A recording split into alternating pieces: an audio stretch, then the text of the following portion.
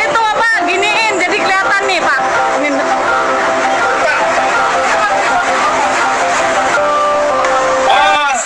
Kami semua dari PD Perjuangan, dari Satgas Cakra Buana juga, untuk menjaga banner-banner yang tidak benar, yang membuat provokasi.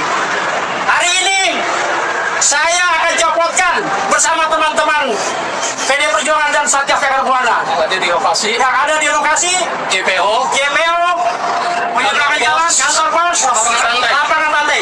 Terima kasih, Pak. Merdeka. Aduh ya Allah.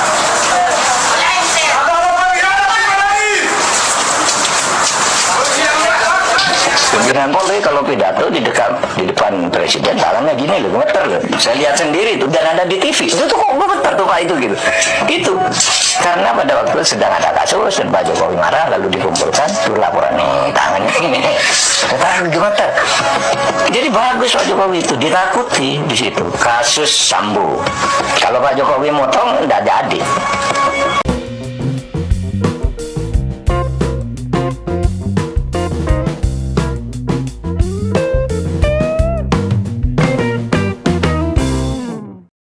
Assalamualaikum warahmatullahi wabarakatuh. Shalom, Om Swastiastu, Namo Buddhaya, salam kebajikan, salam sejahtera bagi kita semua. Kembali lagi dengan saya di sini Leonardo Sirait di channel kesayangan kita ini Sirait Media.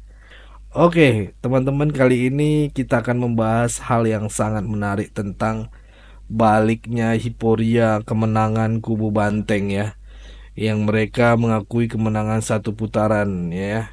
Banyak sekali baliho bertebaran di daerah DKI ya kan, di daerah Jakarta teman-teman. Baliho ini dianggap merendahkan ketua umum mereka gitu ya. Saya yakin mungkin warga DKI kesal daerah mereka dianggap ataupun diklaim menjadi kandang banteng gitu. Ini baru muncul teman-teman ya, muncul ketumnya, gambar-gambar fotonya ketum. Kalau pas kampanye tidak ada teman-teman, tidak ada sama sekali membawa logo PDIP maupun Ibu Mega dan sebagainya gitu. Tapi ketika sudah melihat begini, woi ini karena Ibu Mega, semuanya fotonya ada gitu ya. Oke, tanpa berlama-lama, mari kita saksikan dulu video berikut ini.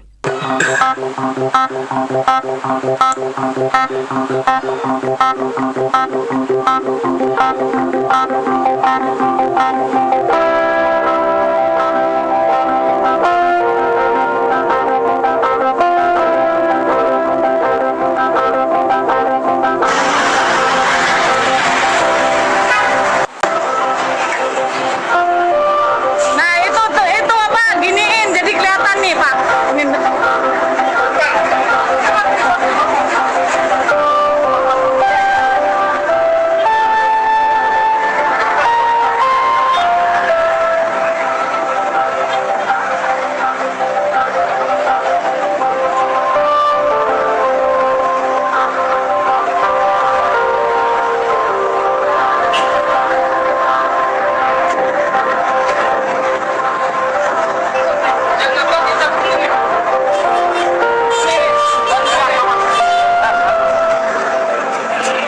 Salam sore, salam sejahtera untuk teman-teman. Kami semua dari PD Perjuangan, dari Satgas Cakra Buana juga, untuk menjaga banner-banner yang tidak benar, yang membuat provokasi. Hari ini saya akan copotkan bersama teman-teman PD Perjuangan dan Satgas Cakra Buana yang ada di lokasi GPO, penyeberangan jalan, kantor pos, lapangan pantai. Terima kasih, Pak. Merdeka. Wis pengecut katanya, oke.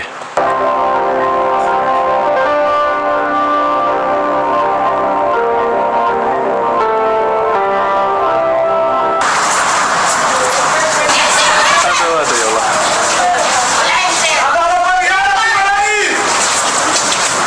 Ada apa?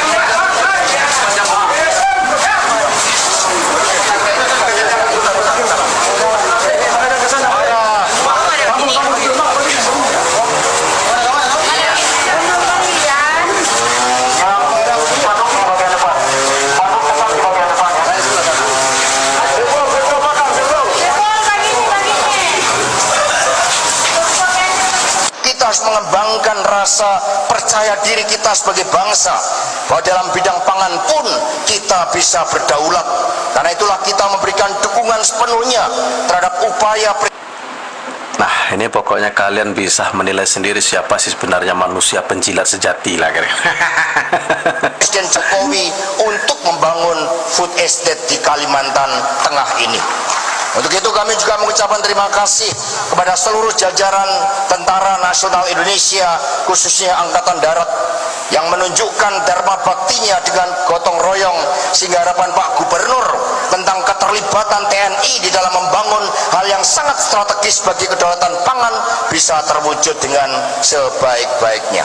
Kami mengapa memberikan suatu catatan yang sangat kuat terkait dengan upaya yang telah dilakukan oleh Presiden Jokowi untuk membangun food estate, tetapi di prakteknya di dalam kebijakan itu ternyata disalahgunakan dan kemudian hutan-hutan malah justru ditebang habis dan food estate-nya tidak terbangun dengan baik. Itu merupakan bagian dari suatu kejahatan terhadap lingkungan.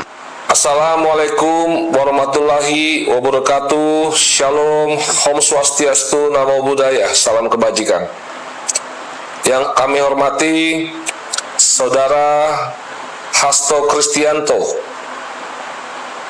Sekjen Partai Demokrasi Perjuangan Indonesia, beserta jajaran. Saya sebagai kader Partai Gerindra merasa perlu menanggapi pernyataan yang saudara sampaikan dalam konferensi pers pada 28 November 2024. Nah, ini untuk kader Banteng dengerin baik-baik lah pokoknya. Di kantor DPP PDIP, Jalan Diponegoro, Menteng, Jakarta Pusat. Dalam kesempatan tersebut, saudara dan rekan-rekan menuduh Kepolisian Negara Republik Indonesia yang disebut sebagai Partai Coklat serta pejabat kepala daerah telah menyalahgunakan wewenang mereka untuk menggalang suara demi keuntungan Koalisi Indonesia Maju dalam Pilkada 2024. Pernyataan resmi yang disampaikan atas nama institusi partai di kantor pusat DPP PDIP tentu memiliki dampak signifikan secara hukum, politik, sosial, serta pada keamanan dan ketertiban masyarakat. Tuduhan semacam ini, jika tidak didukung oleh bukti yang kuat, dapat menimbulkan persoalan serius dalam sistem ketatanegaraan kita.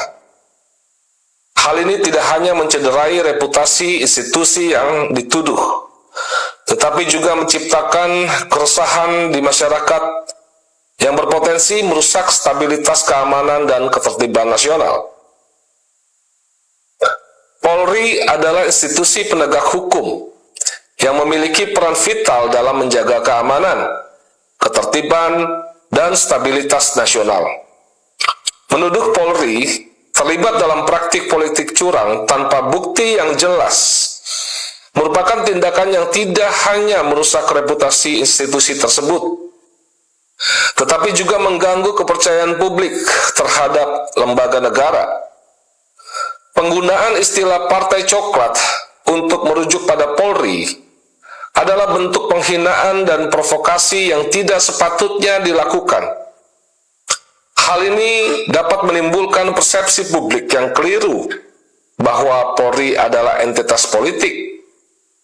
Padahal, Polri adalah institusi negara yang netral dan profesional. Koalisi Indonesia Maju di bawah kepemimpinan Presiden Prabowo Subianto berkomitmen untuk memperbaiki sistem hukum, ekonomi, politik, serta menjaga keamanan dan ketertiban masyarakat di Indonesia. Tuduhan bahwa Kim melakukan kecurangan dalam proses pilkada tidak mendasar dan mencederai semangat demokrasi yang kita junjung tinggi. Kami percaya pada proses demokrasi yang adil dan transparan, serta menghormati pilihan rakyat. Indonesia telah berada di bawah kepemimpinan rejim PDIP selama 10 tahun terakhir. Betul, Pak. Betul, Pak. 2014 sampai 2024. Jika tidak ada kepuasan terhadap kondisi hukum, ekonomi, politik, keamanan, atau ketertiban saat ini, seharusnya PDIP melakukan introspeksi terhadap kinerja mereka selama berkuasa. Bukan menuding pihak lain atas permasalahan yang ada tanpa refleksi diri, maka itu bukanlah langkah yang bijak. Jika terdapat permasalahan antara PDIP dengan mantan Presiden Jokowi, baik secara personal maupun kelompok, sebaiknya diselesaikan melalui musyawarah internal partai. Mengangkat isu tersebut ke ranah publik dengan menuduh institusi lain hanya akan merusak persatuan, keamanan, dan ketertiban bangsa. Dalam setiap proses pemilihan, potensi terjadinya persoalan di berbagai tempat adalah hal yang wajar. Namun sudah ada mekanisme hukum yang jelas untuk menangani dugaan pelanggaran, seperti melaporkannya ke Bawaslu, Gakumdu, dan Mahkamah Konstitusi, sesuai dengan peraturan perundang-undangan yang berlaku. Jika ditemukan ketidakprofesionalan dalam penyelenggaraan pemilu oleh Komisi Pemilihan Umum atau Bawaslu, hal tersebut dapat dilaporkan kepada Dewan Kehormatan Penyelenggara Pemilu atau DKPP untuk ditindaklanjuti. Upaya menuduh Polri dan pejabat kepala daerah tanpa bukti yang jelas dapat dilihat sebagai usaha untuk mendelegitimasi hasil pemilu. Hal ini tidak sehat bagi demokrasi kita dan dapat menimbulkan keresahan yang mengancam keamanan dan ketertiban masyarakat. Sebaliknya, mari kita dukung hasil pemilu secara konstitusional dan menghindari segala bentuk upaya yang dapat merusak kepercayaan publik terhadap proses demokrasi yang telah berjalan. Sebagai kader Partai Gerindra, saya menolak tuduhan yang dilontarkan oleh PDIP terhadap Polri dan Koalisi Indonesia Maju. Tuduhan tersebut tidak hanya melukai hati kami sebagai bagian dari KIM, tetapi juga merusak nama baik institusi negara yang seharusnya kita hormati bersama.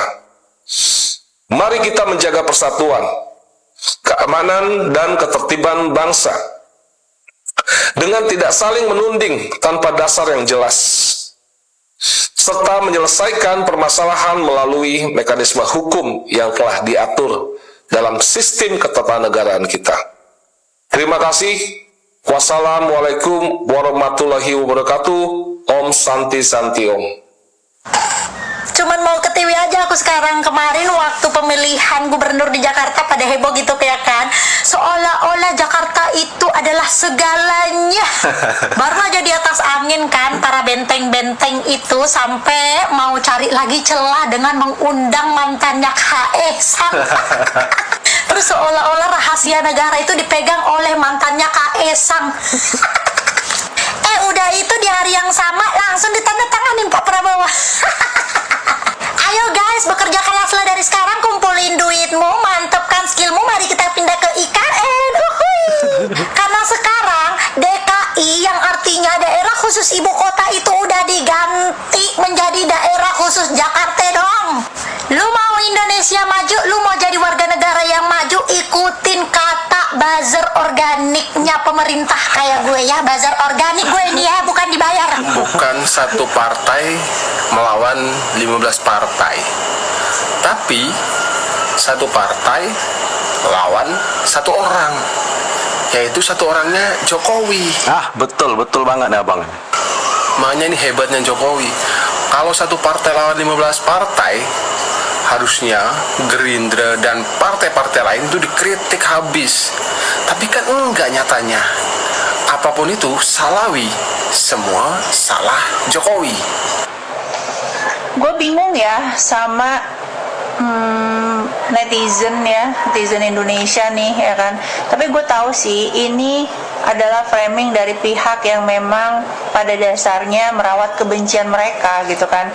Ketika dalam tanda petik Pak Jokowi sudah tidak satu gerbong sama mereka. Disclaimer ya, gua bukan pemilih Pak Jokowi, gua bukan projo ataupun gue bukan Jokowi lover atau apapun itu. Gue 2 periode kemarin gue milih Pak Prabowo, sampai yang ketiga ini gue pun milih Pak Prabowo gitu ya. Jadi gue tidak ada namanya mencintai sekali Pak Jokowi sampai seolah-olah yang kalau kata kalian menyembah gitu ya, enggak. Tapi di sini gue coba mengutarakan. Biasalah itu menyembah itu kalimat dari buzzer sebelah lah ya. Berlebihan. Pendapat gue, dulu Pak Jokowi jadi presiden pun sering banget kok direndahkan ya, dalam tanda petik direndahkan oleh Ibu Ketum ya kan, dibilang petugas partai, terus didudukan di kursi yang kecil, Ibu Ketumnya di kursi yang besar kayak anak SD ketemu guru BK ya kan. Kemudian dibilang bahwa Pak Jokowi itu adalah tetap harus manut ketum partai ya kan, dan lain-lain. Oke, intinya gini guys, maksud gue Ibu Ketum yang kalian puja-puja pun juga pernah kok merendahkan tukang bakso ya kan, merendahkan profesi yang lain-lain ya kan, juga ya betul, ingat. banyak sekali kok perilaku Ibu Ketum yang memang ya sangat menyakiti perasaan pemilih Pak Jokowi gitu kan.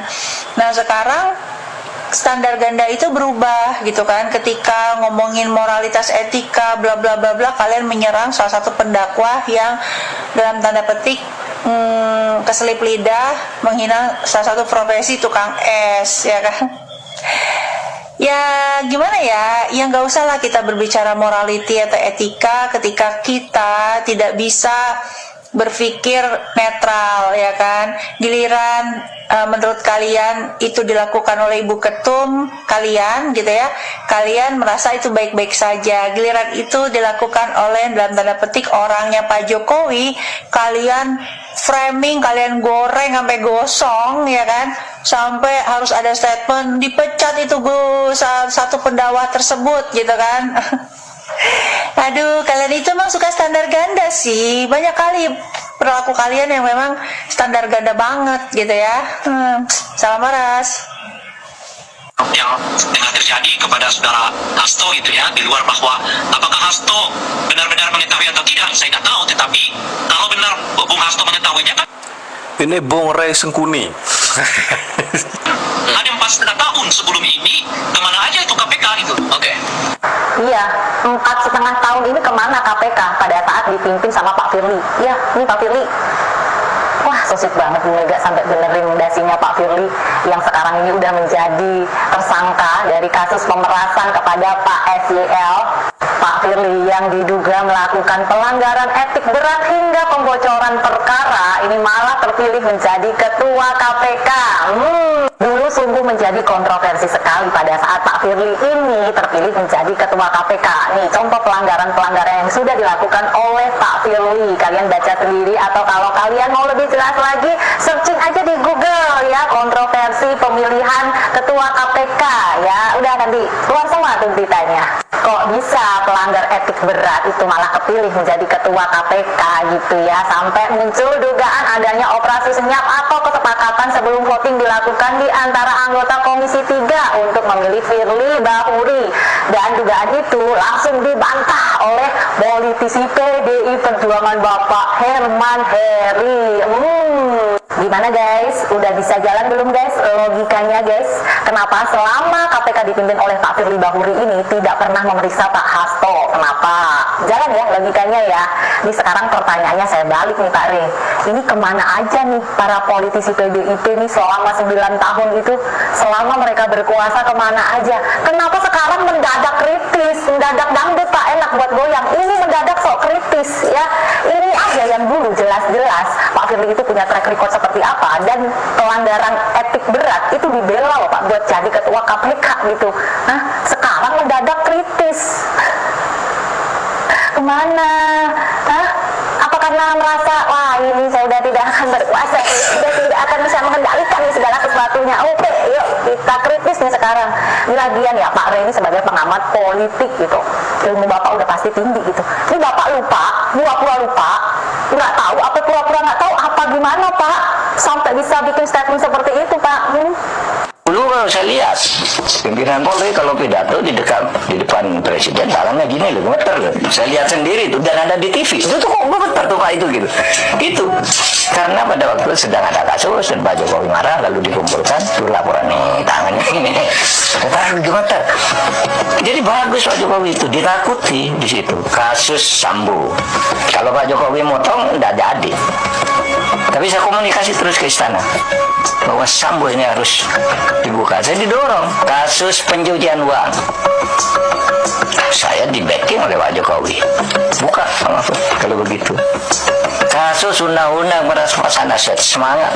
Berarti Pak Jokowi. Pak Jokowi banyak baiknya dong Pak. Iya betul. Baik kalau Pak Jokowi. Saya rasanya ya, saya tidak pernah satu kalimat pun itu mendengar Pak Jokowi itu menyerang atau menyalahkan atau menegur saya sampai hari ini.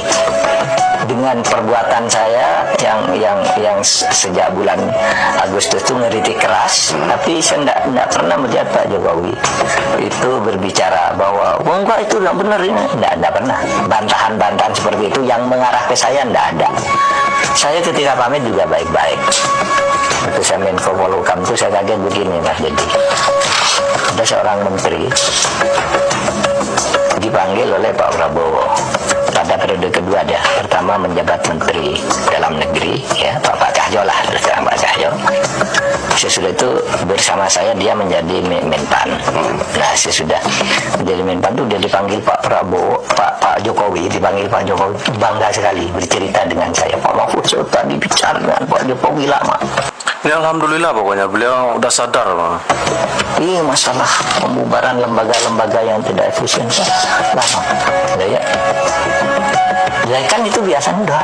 Dulu saya satu periode tidak pernah dipanggil, tidak pernah dipanggil. Ini Cahyo. Dan saya bilang, Pak, saya ini sering lah dipanggil Pak Jokowi. Itu ada yang salah. Enggak, saya itu sering dipanggil Pak Jokowi. Saya heran. Masa saya dipanggil Pak Jokowi sering, saya bilang. Bicara hak asasi manusia, bicara penegakan hukum, bicara ini saya dipanggil. Bukan dipanggil rapat, dipanggil berdua. Iya ngobrol gitu kan. Ngobrol. Ini berbagi pendapat gitu kan. Iya, saya jalan tuh dengan Pak Jokowi. Gitu. Kalau ada apa-apa, saya minta menghadap langsung berdua. Ada menteri lagi yang pertama itu jadi menteri hampir 2 tahun. Nah sesudah diberhentikan di reshuffle itu dia bilang ke saya itu jadi menteri tidak pernah lebih bicara berdua dengan Pak Jokowi loh. Mestinya kan datang ya atau dipanggil. Ini tugasmu laporkan setiap itu. Tapi bisa nggak sih menteri itu minta waktu gitu Pak? Oh bisa, saya minta waktu. Saya minta waktu. Saya sering dipanggil sendiri, saya juga sering minta waktu. Tidak masalah. Jadi biasanya bisa cepat. Ya, dengan saya cepat. Makanya saya kan ada 2 menteri itu bercerita ke saya, tidak pernah bisa menghadap gitu. Tapi saya dipanggil terus, artinya baik gitu. Saya kalau mau laporan, Pak ada soal ini, saya ingin mendengar dari Bapak gitu. Bisa ya Pak? Bisa, sering bukan bisa. Jalan kok. Ya, Makanya agak lancar tugas-tugas saya itu karena di backup kan. Karena di backup dengan backup. Nah, itu tadi videonya ya teman-teman. Nah, di sini Pak Mahfud MD menyadari semua kesalahan, kehilapan beliau sesama mengkritik Pak Jokowi kemarin ya. Semalam ada katanya Jackmania hiporia atas kemenangan Pramono Rano Karno ya. Itu saya curiga mungkin anak banteng atau memang simpatisan PDIP yang pakai baju Jackmania. Jadi seolah-olah warga Jakarta merayakan kemenangan Pramono Rano Karno gitu ya. Karena kita semua warga Indonesia, terutama warga Jakarta yang katanya warganya cerdas, saya rasa dan saya yakin mereka tak lupa jejak digital yang bagaimana sangat menyakitkan dan mungkin banyak yang merugikan masyarakat di saat mereka sedang berpuasa gitu ya teman-teman.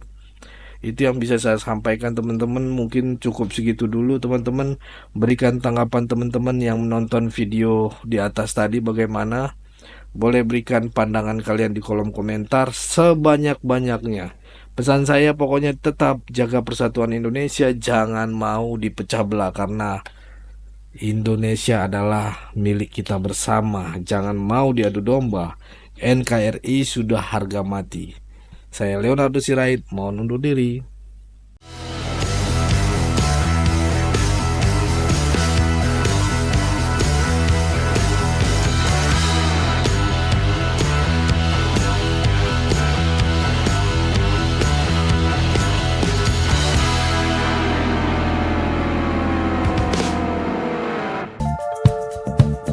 Kawan-kawan yang mau mendukung Sirait Media, boleh melalui rekening ini dan bisa melalui Kris Mobile Banking ini. Dengan cara scan barcode Kris ini di mobile banking, kawan-kawan.